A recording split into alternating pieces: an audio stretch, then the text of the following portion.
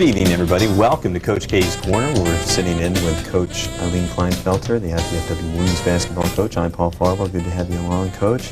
Got a lot of business to take care of, catching up to do. IPFW has been up most of the season, but experienced a down in the roller coaster with 4 straight losses. Came back against Southern Indiana with a win, and then lost to Northern Kentucky, a team they probably should have beat.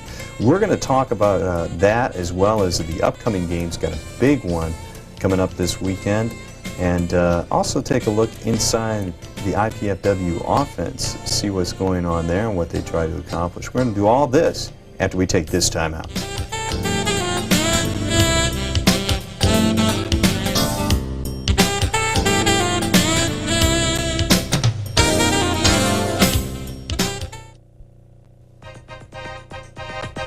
Tom Laverdetta's book on electrical engineering technology is required reading at dozens of universities in America and abroad. At IPFW, students learn from the expert who wrote the book. Being a successful scholar and teacher isn't unusual at IPFW. To find out for yourself, you could check out the faculty's books. Even better, check out their classes. Call admissions today to learn how you can become a student at IPFW, where experts teach.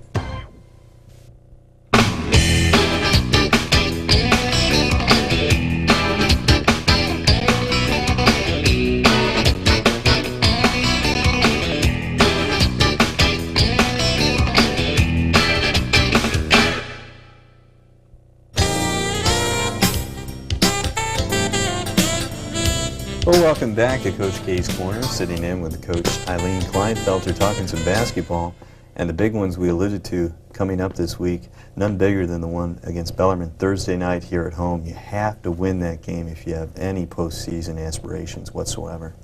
Right. Bellarmine is leading the conference right now, and basically no one has touched them, with the exception of a big upset by Kentucky Wesleyan, who's second from last in our conference. They managed to beat Bellarmine at Wesleyan. So they pretty much are dominating the conference.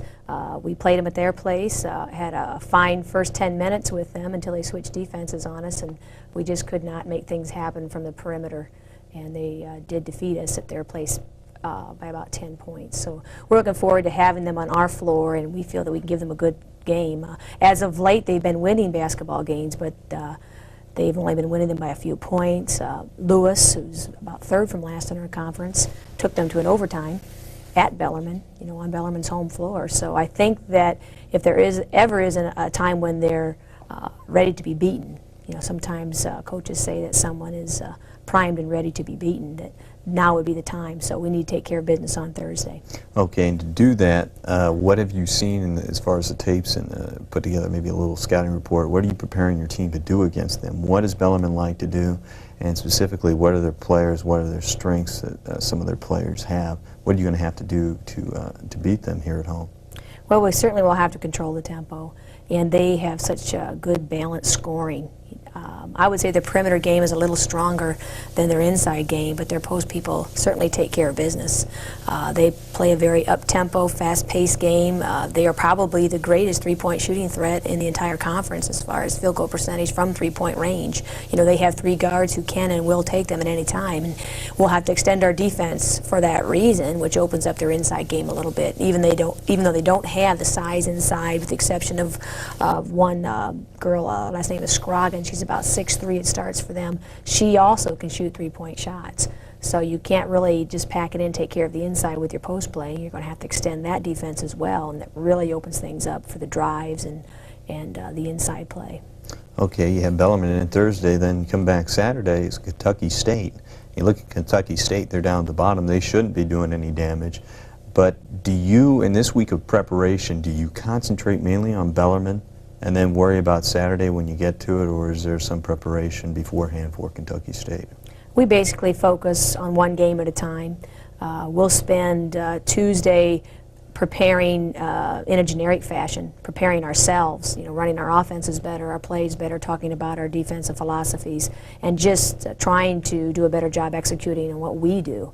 And then on Wednesday we'll focus specifically on Bellarmine and their tendencies, play the game Thursday, and then on Friday focus on Kentucky State.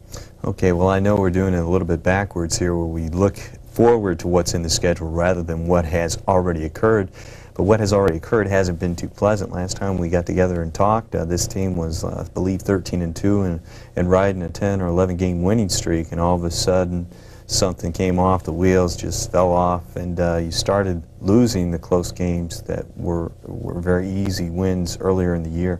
What happened in that stretch? I believe you lost 4 straight. What was going on? Or was there something specific rather, that you could point to and say this was causing the problem, or anything like that? Was it a combination of things? What happened, Coach? Well, I don't like to look for excuses in our losses, but I think there is one factor that several people are overlooking, and that is simply that we had the probably less competitive conference games early in conference play, and had the tougher teams, Bellarmine, Northern Kentucky, Indianapolis, and Ashland, the latter part of first round play in the conference. So it has a lot to do with it, and some people may look and say, well, gee whiz, you won or lost 3 out of your last 4 ball games. I think it has a lot to do with who you played. And we were fortunate to start out our conference at Lewis.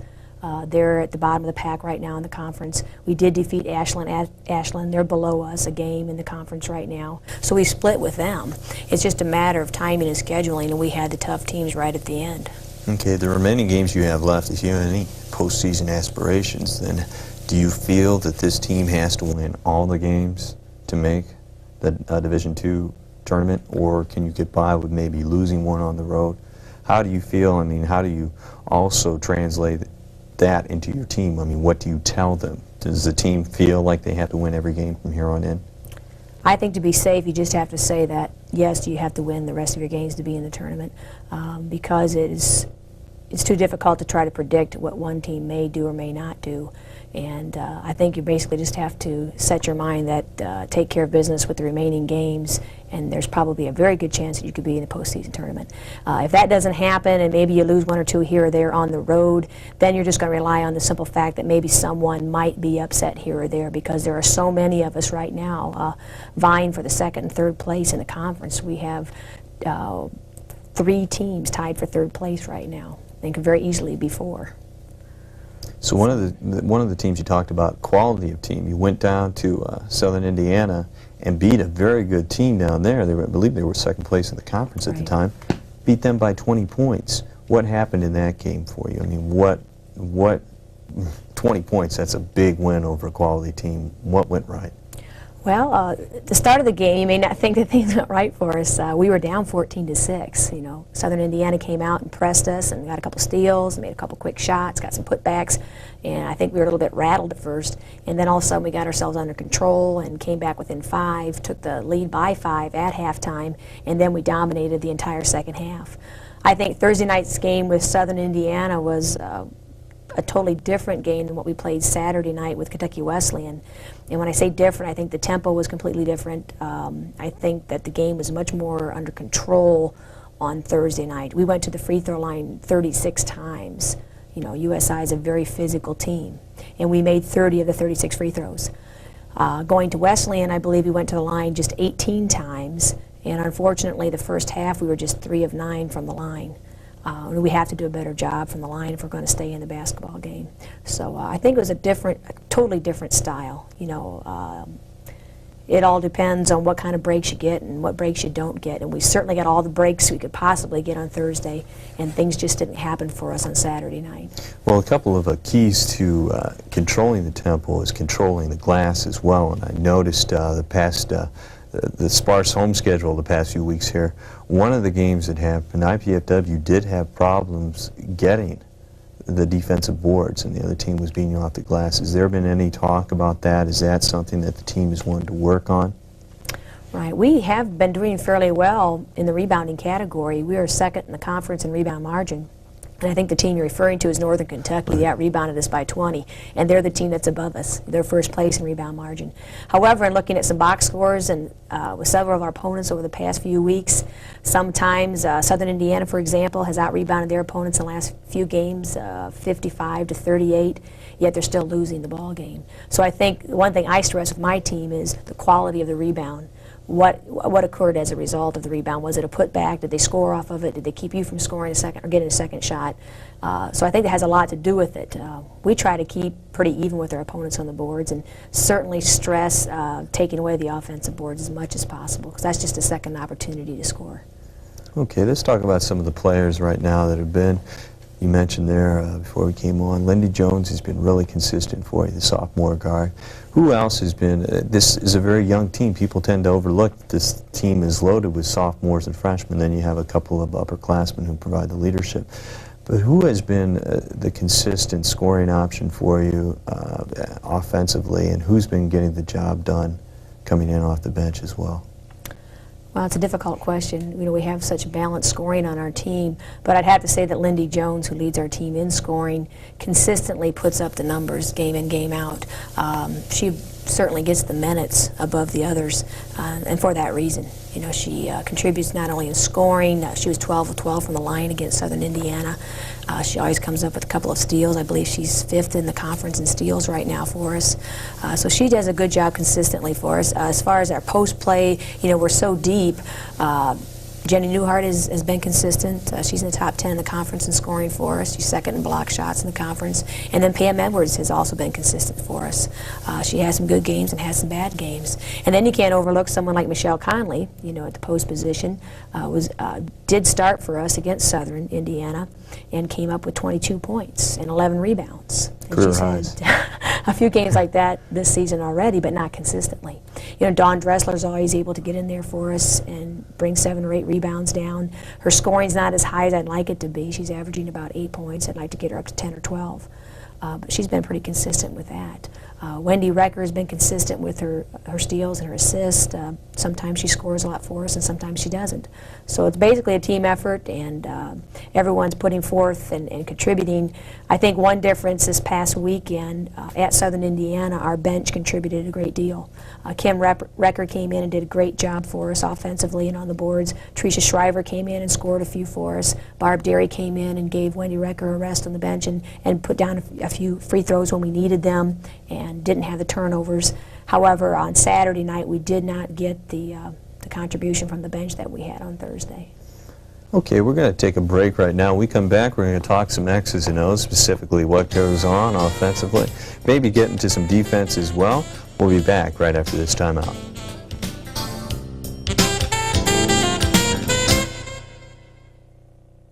Team spirit is alive and well at IPFW. That's because IPFW has established itself as an athletic power, not only regionally, but nationally. With 11 major sports, IPFW offers talented student athletes great opportunities. Success and support of IPFW athletics comes solely from the fans, students, faculty, alumni, and the prestigious Royal Dons Club.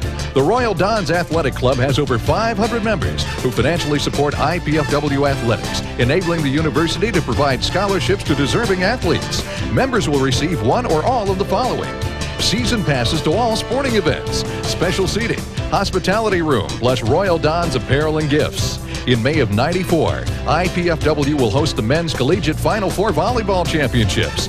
Royal Dons will be first in line to purchase preferred seating. Be a part of the winning tradition. Join the Royal Dons Club. We need your support. Call IPFW Athletics. Get into the team spirit. Over 3,500 tickets to the NCAA Final Four have already been purchased. The February 1st deadline for pre-sale tickets has expired, but all remaining tickets will go back on sale March 1st at all Ticketmaster outlets. For more information, call 481-6643.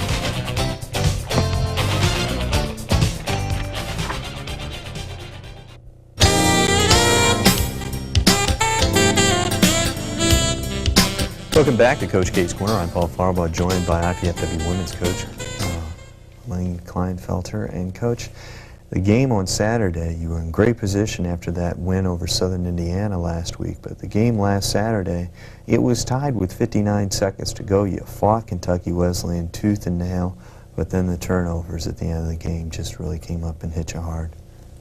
Yeah, we had the basketball with 59 seconds to go, and we needed to work the offense, use up some of the clock, and get the high percentage shot. And I don't like to just point out one thing that cost us the basketball game or blame one particular player over another, because I think everything factors in from the very first missed free throw at the beginning of the game. But in the end, you do need to focus, you do need to take care of the basketball, and unfortunately we turned the basketball over and didn't get to score that time. And after they scored at the other end, it was basically a situation where we had to foul, stop the clock, and they missed some of the free throws. They made some of the free throws, and they ended up winning the ball game soundly by 7 points. But a deceptive 7. I mean, these are the games, though, that you've been used to winning. And, you know, at the start of the year, but you mentioned that the quality of the opponents might not be the same. But is there that mindset, you know, that once you lose a close game, you know, you just, you start wondering a little bit. Maybe there's something planted in the back of the mind that maybe, you know, you're waiting rather to make the play happen, you're just waiting for the play to happen. Right. I think experience has a lot to do with it. Last year we had several close basketball games, won some of them and lost many of them as well. It just boils down to making good decisions in the final moments of the game. And we have done that in the past. You know, our second conference game this year at St. Joe's, you know, with 8 seconds to go, it's their basketball. It's a tie game, and we're able to come up with the ball and go into overtime and make some really good decisions at the end and end up winning the basketball game by 4. So we've been in some close situations this year, and we were able to win the basketball game. Basically, you know, we've been in a little bit of a slump, and things just didn't go right for us. And the momentum was certainly on Kentucky Wesleyan's side, and I think our team was a little bit fearful that, hey, we could lose to this team. They did beat the #1 team in the conference. You know, maybe it could happen to us. And I think confidence was certainly somewhat of a factor in that game. Okay, well, the confidence is going to be with you the rest of the season because you have 4 of your 6 games here at home, a good schedule. You know, you look at this team and you see the majority of people out there are sophomores and a few freshmen, but you've got good senior leadership this year. You have Pam Edwards coming back from the Achilles tendon. You have Dawn Dressler out there as well. You've got a number of seniors that have really taken control of this team and made this a reasonable season. You still have a chance to get in the NCAA Division II tournament. Yes, we've had good leadership from Pam, you know, and Dawn. You know, Pam's one of the old girls. She's on her 5th year now, and she knows what it's like to be at the tournament, and she knows what it takes, and she certainly reflects that.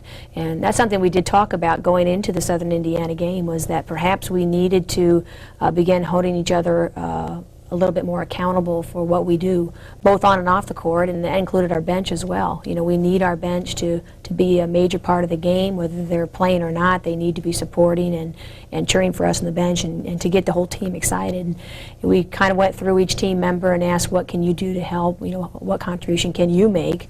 It doesn't necessarily have to be playing time. It doesn't necessarily have to be statistics, but how can you help our team? And everyone contributed and gave us some input, and we had a fine basketball game on Thursday night. Okay, let's also take a look, while we have the time here, to look at a couple freshmen that aren't getting the recognition. Wendy Recker's getting some starting time, and Barb Derry started earlier in the season, but there's a couple of freshmen on the bench there that when they do get in there, they are impressive. Dottie Porch and Tara Mazzullo, if I got Tara's name correct. Tell me a little bit about this freshman class that you have in here, and some of the players we might not see all that much, but what they're going to do down the line for you. Well, Dottie Porch and Tara Mazzello aren't getting the playing time right now simply because there are so many seniors in their position. But consistently at practice, you know, on a daily basis, both of them display a great deal of talent. You know, they play up against our starters, like I said, daily, and do some very good things. I'm looking forward to having them, you know, next year and years to follow. And once they gain that experience and learn a little bit more about the basketball game, we refine a few of their skills. I really think that our future game plan is going to be a little bit more up-tempo. Dottie and Tara have some very good speed. You know, they get up and down the court extremely well for post players. Tara at 6'1" can do a lot of the things that you find in a 2-guard, and she doesn't hesitate to handle the basketball, take it full court, make the assist pass, or take it all the way to the hole herself. She shoots a 17-foot range jump shot, so I'm looking forward to those things, and it's unfortunate that our fans don't have the opportunity to see what they really can do. They're not getting a lot of playing time, like I said, because the position depth is so great. But next year, one of them is going to have to start for us. And I keep reminding them to be patient and just keep improving, and they're certainly going to have their opportunity. Barb Derry comes in and helps us out by giving Wendy a little bit of a rest. And if she contributes a few points here or there, maybe an assist here or there, and just play some good defense, you know, that's all that we ask of her. And she too will have a better situation next year as far as playing time is concerned. Teresa Shriver comes off the bench and helps us out. You know, she's just a sophomore, and right now I'm telling her she's going to have to prepare herself to take Dawn Dressler's spot, because they're basically the same position next year. And then the encouraging thing is too is that we have no juniors, so next year's team will have an opportunity to stay intact and play another season the year following with the same personnel. Okay, well, the character of this team is to pound the ball down inside, very controlled, not, you know, just keep the ball in half-court offense and get it down to your big players inside, Pam Edwards, Michelle Connolly, Jenny Newhart, those type of players, push it down in there. You've seen a lot of zone lately. And let's go to the blackboard here and explain this. When you see a zone, what do you try to do offensively? Well, I definitely stress that we need to work the basketball. You know, we have a tendency to bring the ball to strong side, try to pass it in right away. And, most times if they're packing it in our post people, it results in a turnover. You know, we need to reverse the basketball a little bit, and I keep explaining our attack against the zone should be more like a domino effect. If you can pull one defender out off another offensive player, someone else needs to shift over to adjust, and it just goes right on down the line. And when you get through that line of the domino effect, there's an open person at the end. And I try to teach them patience in that respect.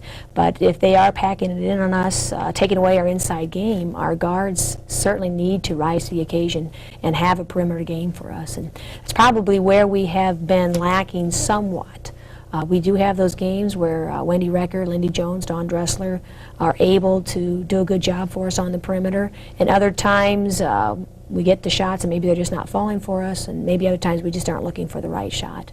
But we certainly need to look to be more of a perimeter team, and then also, as you mentioned earlier, penetrating against defense, try to create a few things as well. Okay, specifically then, what do you look for then? Do you look for a certain player to penetrate against a zone defense? How do you set up an offense? I mean, where do you put your players on the floor when someone is really backing it in, free throw line into the basket? What specifically, if you could run through maybe one or two play sets or ideas where you have your players on the floor, what do you do against the zone? Well, we always try to counterattack their defensive set. You know, if they're in an even set, a 2-3, we like to go with an odd guard situation up front. And of course, if they're in a 1-3-1 or a 1-2-2, we like to go with a two-guard front to try to split that up a little bit. And we tell our girls to get into the seams, you know, find the seams in the defense and space yourself accordingly.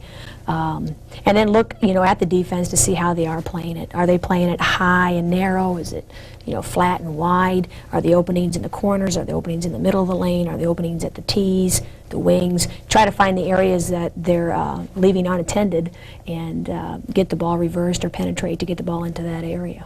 Okay, well, we're going to go back and backtrack. We did at the top of the show. Bellarmine, the #1 team in the Great Lakes Valley Conference, is coming in here Thursday night, tomorrow night, and one more time, things that IPFW is going to have to do to win that ball game against the first place. I mean, they are tough. Right. I think that they shoot from the outside. I mean, if you had their shooters from the outside and someone played zone on, you'd be very happy, right? Most definitely. Yeah, they have the highest field goal percentage of three-point range right now. I think another thing, too, that we need to take in consideration is last time we played them, a girl by the last name of McKinley is a guard for them, was out with an injury. She's a transfer from the University of Kentucky, Division I, and she also was Miss Basketball for Kentucky just a few years ago. So she's a fine basketball player for them, and we haven't had to, you know, contend with her yet. So I think that's going to add a lot to their scoring punch and defensively. I think the #1 factor in winning Thursday night's ball game is just going to be on how fired up we can be as a team. Because there's no doubt in my mind that on Thursday night we won that basketball game simply because we had the effort and desire. And everything else factored in as well. Going to the free throw line several times helped, but we were fired up and wanted to defeat Southern Indiana. I don't know that we had that same intensity and desire on Saturday night. And I'm pretty confident that our team will have that. There's something about Bellarmine, there's something about wanting to beat that top team in the conference that I'm pretty confident that we'll get out there and give it our best shot. Okay, Coach, thanks for stopping by. That's going to do it for this edition of Coach K's Corner. Coach Elaine Kleinfelter, thank you for stopping by. We hope we have good information next week when we check in with Coach. We'll recap the Bellarmine game and the Kentucky State game on Saturday. But for now, this is Paul Farbaugh. Have a good evening.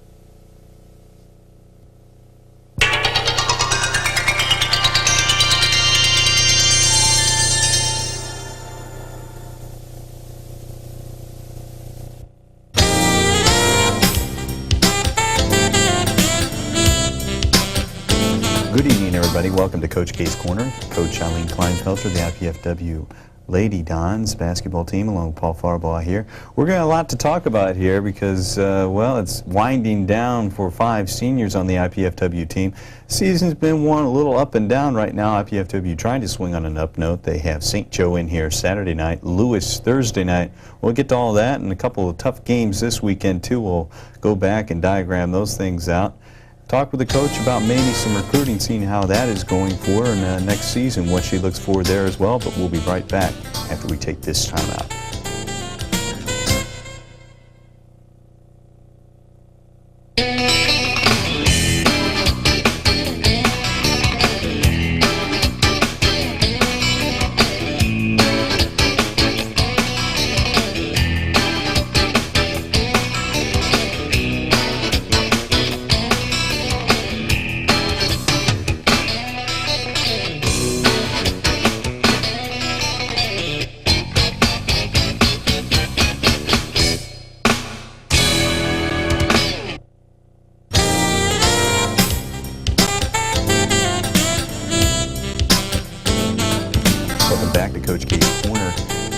A couple tough games this week. You came in, opportunity, maybe just an outside chance that you might squeeze into the final 48.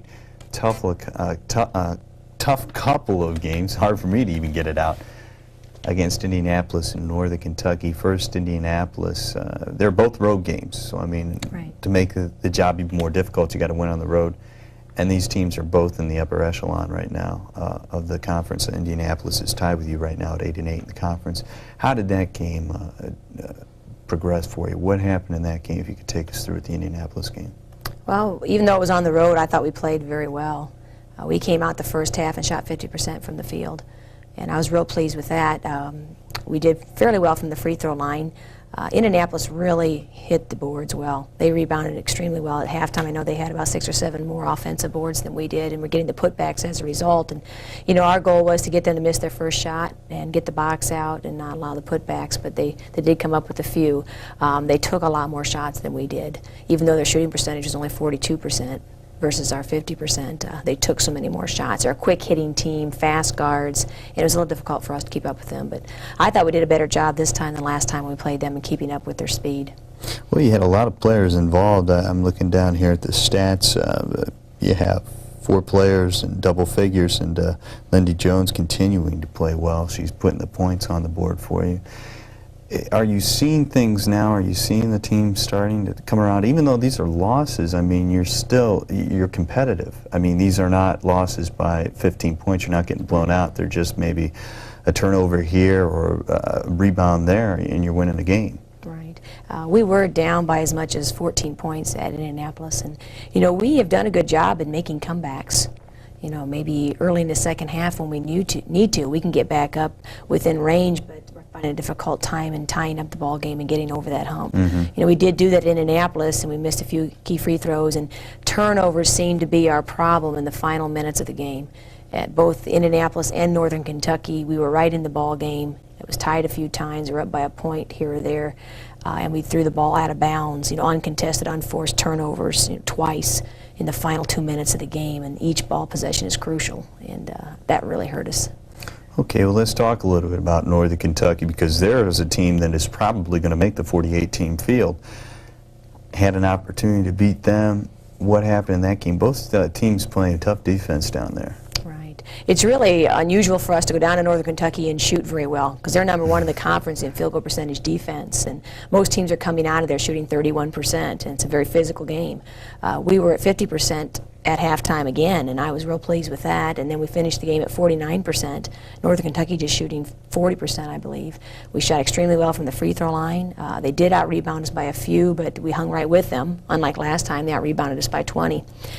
We just shot extremely well at the beginning of the half. Our confidence was there. They were doing quite well too. We gave them a little matchup zone defense. It threw them off a little bit. We basically got the job done that we wanted to as far as their inside game. They have 2 post players who are leading scorers for them, and they hit the boards. We were all averaging about 10 rebounds a game.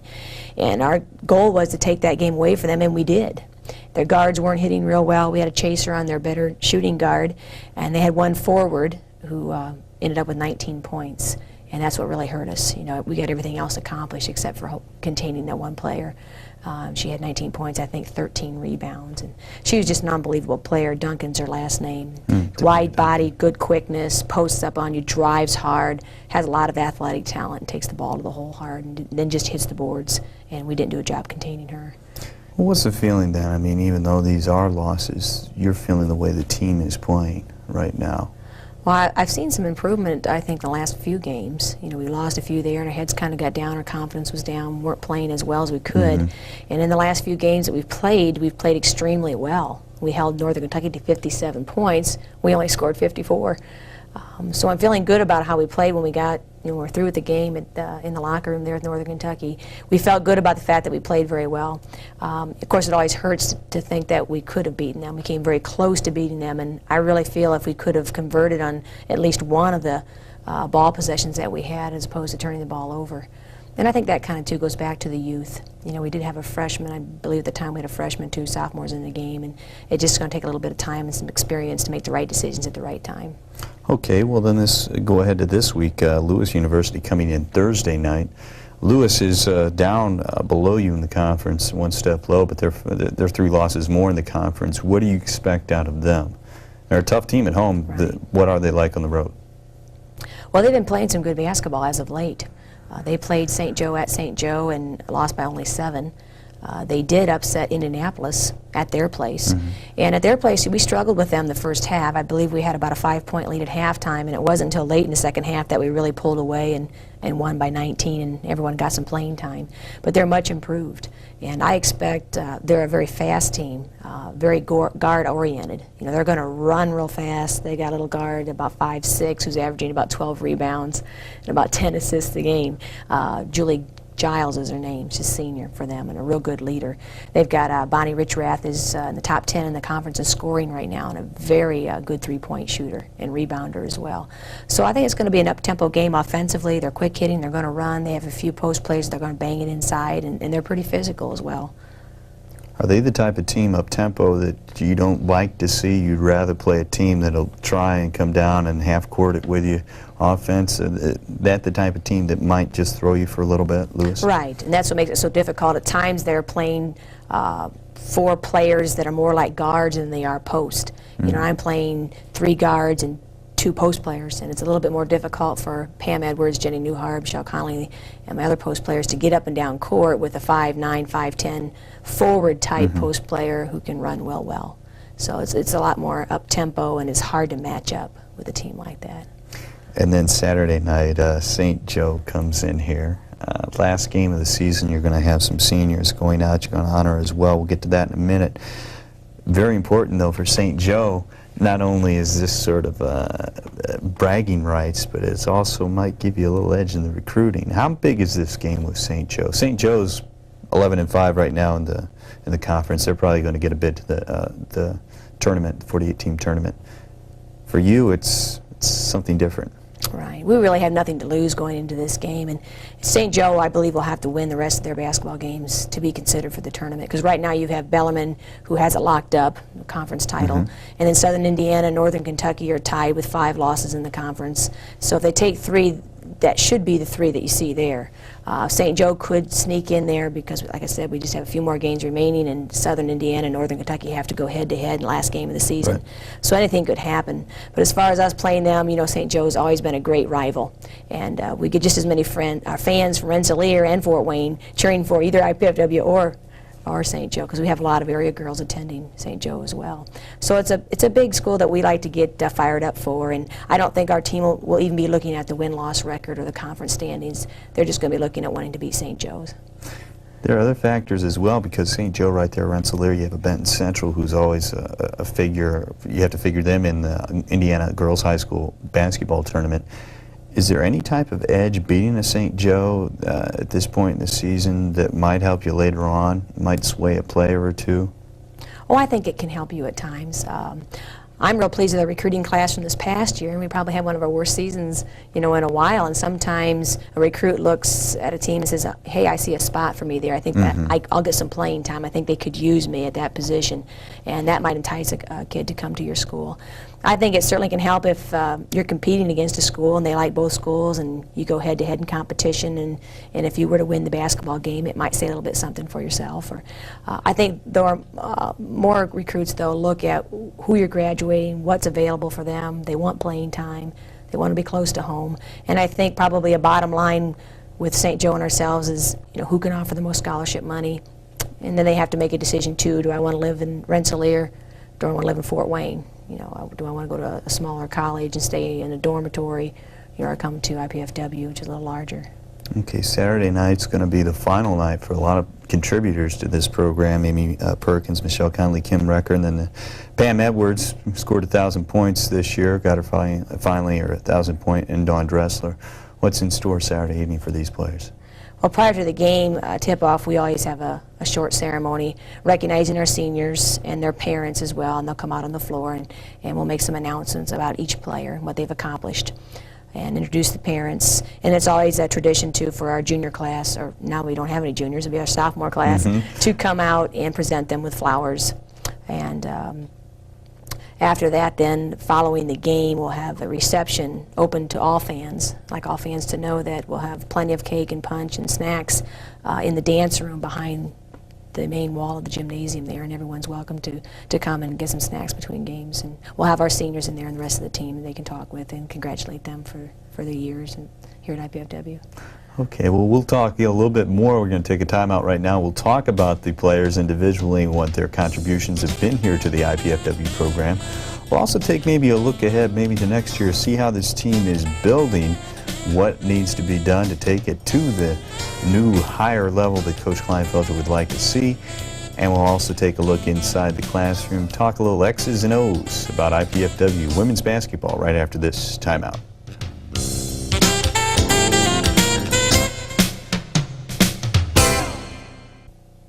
Team spirit is alive and well at IPFW. That's because IPFW has established itself as an athletic power, not only regionally, but nationally. With 11 major sports, IPFW offers talented student athletes great opportunities. Success and support of IPFW athletics comes solely from the fans, students, faculty, alumni, and the prestigious Royal Dons Club.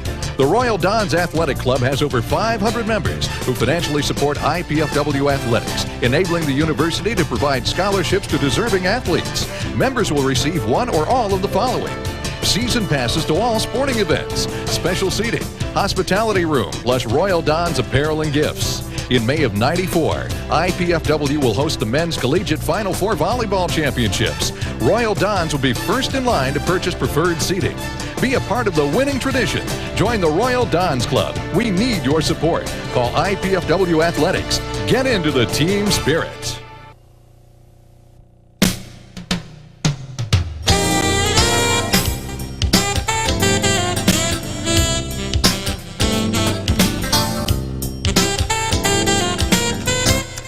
Welcome back to Coach K's Corner. Paul Farbaugh along with IPFW women's basketball coach Eileen Kleinfelter.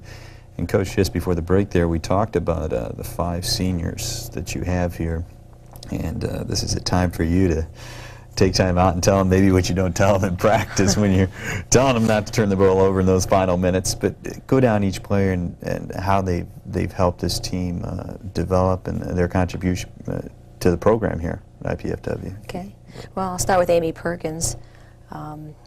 Amy is from Frankfort, Indiana, and hasn't gotten a lot of playing time over her 4 years, with the exception of last year. We were down to 8 kids. You know, Amy started for us at point position. She played about 38 minutes a game, and you know, I expected a lot out of her, and she did very well for us. She had the stamina that we needed. She's not a scorer for you so much as she is a playmaker. You know, when Amy's in the game, you see the game pick up a little bit. You know, fast break tempo a little bit more. You know, I keep telling her I need her to shoot more, and one thing she is capable of doing is taking the ball to the hole. You know, if they're in a man-to-man defense on us, you know, she'll take it to the hole for us. But, you know, Amy's kind of quiet, and, you know, people kind of joke about that in an affectionate way. You know, everyone knows Amy Perkins is Pistol because of her ball handling abilities and so forth. And she's a quiet-natured kid, but she's a real keeper. She's just a genuine, kind-hearted kid, and I've enjoyed working with her over the last 4 years.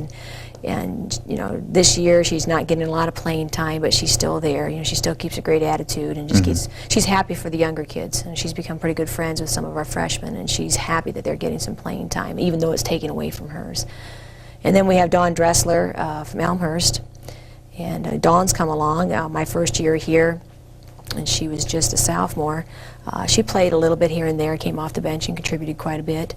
And then last year, of course, had to start for us and did a very good job. Dawn was honorable mention all-conference last year, and we've always called her heady, steady Dawn Dressler. When she gets in there, she's very heady and steady. She's very consistent, you know, very level-headed. You don't see her, you know, way up or way down. She's just always there, you know, plugging away and working real hard, and especially on the boards. You know, Dawn out-rebounds our post players, and she just fights to get in position, and I think she's improved a great deal in many of her skills, and ball handling, her defensive skills. This year, more so than ever, she's been able to shoot and score a little bit more off balance, you know, coming off a pick or having a little hang time and maybe getting pushed around and still getting the shot to drop. And she's did a good job with that. And she was also captain for us this year, along with Kim Recker. Kim Recker is a post player out of Findlay, Ohio, or actually Ottawa, Ohio. She's made a move. Comes from a big family, Kim being the oldest, I believe, of 8 children. And so we've always had a lot of records in the stands. It's something we'll miss a little bit. Glad that we have her cousin, you know, Wendy Recker, who's just a freshman. But her family's always been there. You know, and Kim is, again, another situation where last year she played an awful lot, started for us, and then this year with Pam Edwards back in the lineup, coming off an injury from last year, has taken some playing time away from Kim. And, you know, she's dealt with that. She's our captain this year for us, and she's somewhat quiet, but, you know, she's there when you need her to be.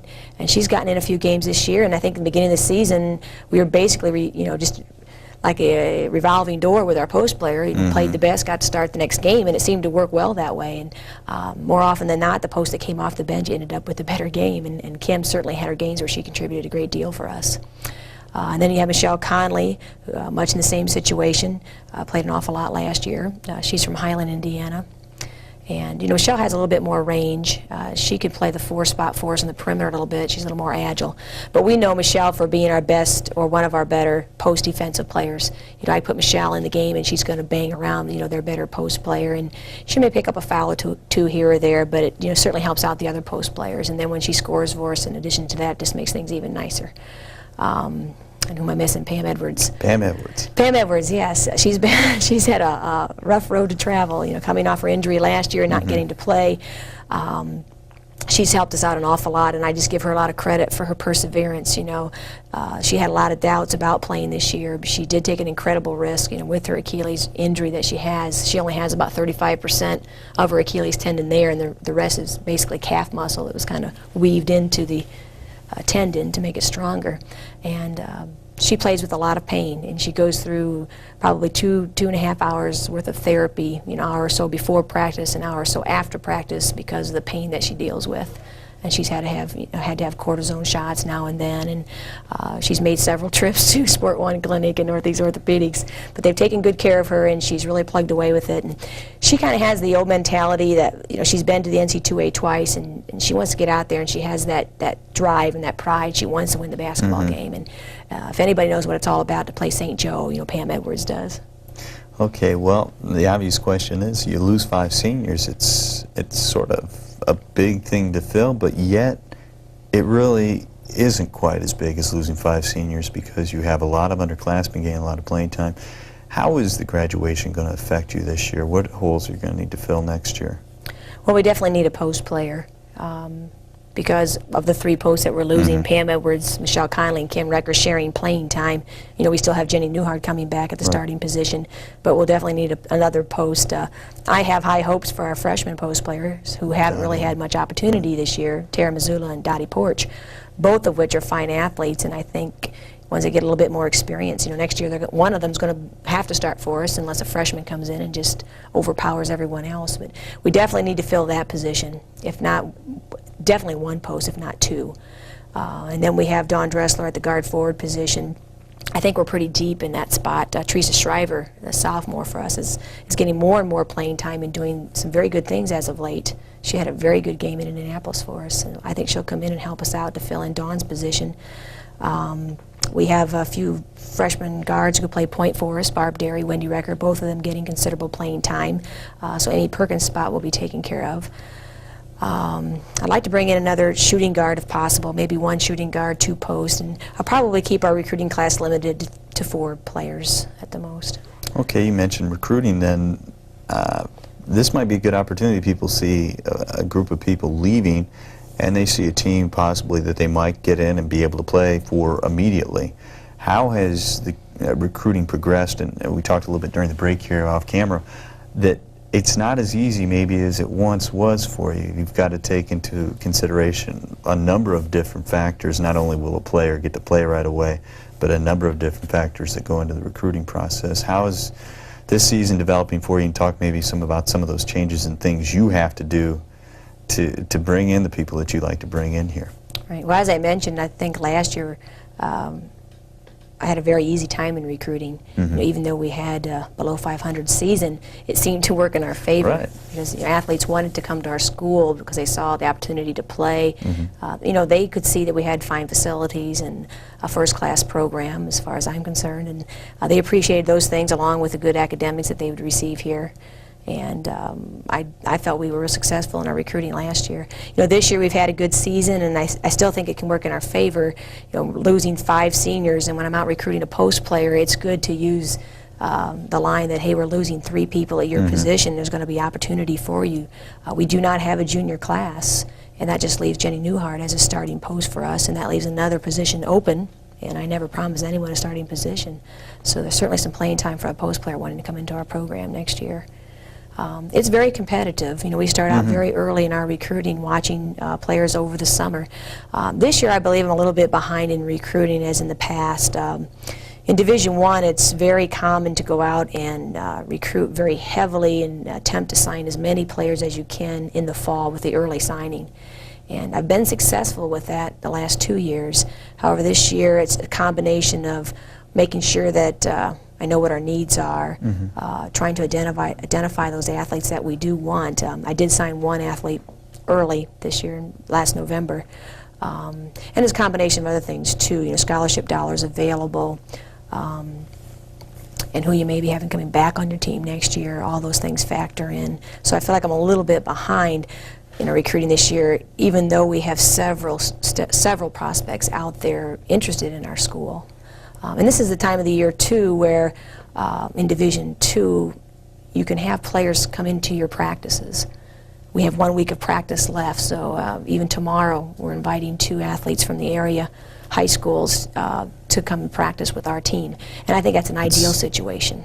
And we did this last year. We had about six or eight athletes come in and practice with us.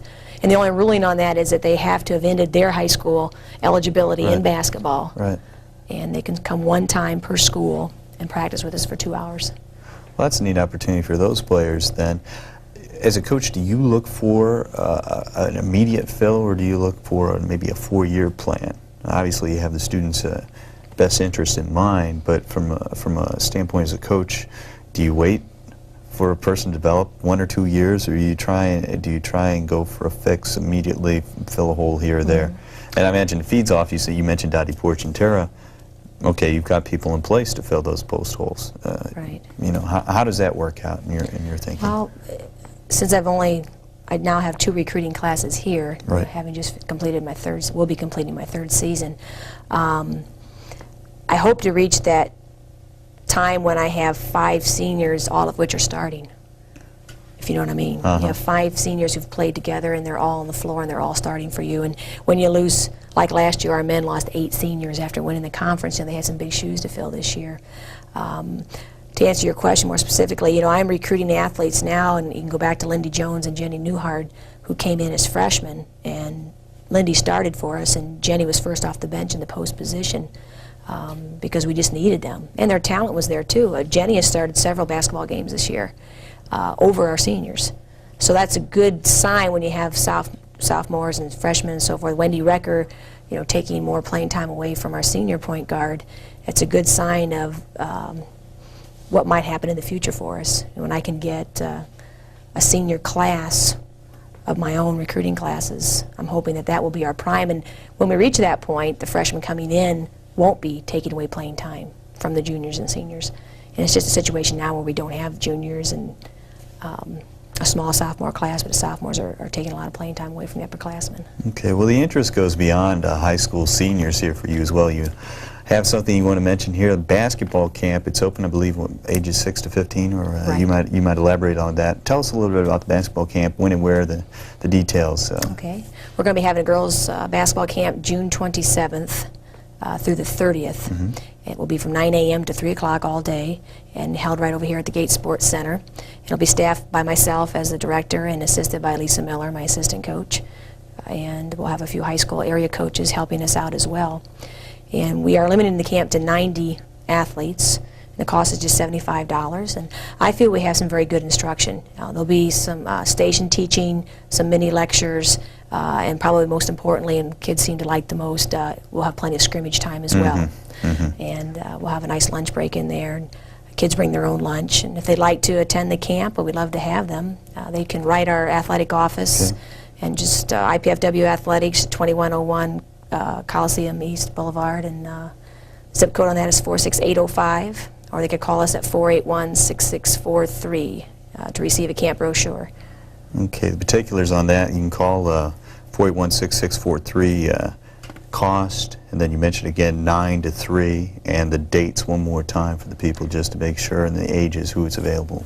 June 27th through the 30th, and ages 6 through 15. And you mentioned high school coaches. Have you got a feel for who might be in here helping you out in that camp? At this point, I don't have any commitments confirmed yet. Okay, but you're taking the first 90. Let's get back to the seniors before we wrap this show up here. Special things that you're going to do for the seniors, their last game Saturday night against St. Joe. Right, we're going to recognize our seniors about the 5-minute mark before the game starts. And traditionally what we do is introduce each player along with their parents, and we have a flower presentation to the parents and to the athlete, and then we give them a nice plaque. We have a picture taken during the year of just the seniors, and it's mounted on a photo plaque and given to them with the date. And we'll do that before the game, and then after the game we'll have a reception for the seniors there in the dance room of the gymnasium. And we invite all the fans. We hope everyone comes in, and we'll have some cake and punch and chips. And it's a good little refreshment break between the men and women's games, and a good time to just say hello to our players and congratulate our seniors. Okay, well, Thursday night, Lewis University coming in, and then Saturday, it's the last regular season game for IPFW St. Joe's. That's going to do it for this edition of Coach K's Corner, rather. We're going to be back next week, have a wrap-up on the season, and take a look forward to what next season has in store for the IPFW Lady Dons. But for now, Coach Aline Kleinfelter, I'm Paul Farbaugh. Have a good evening.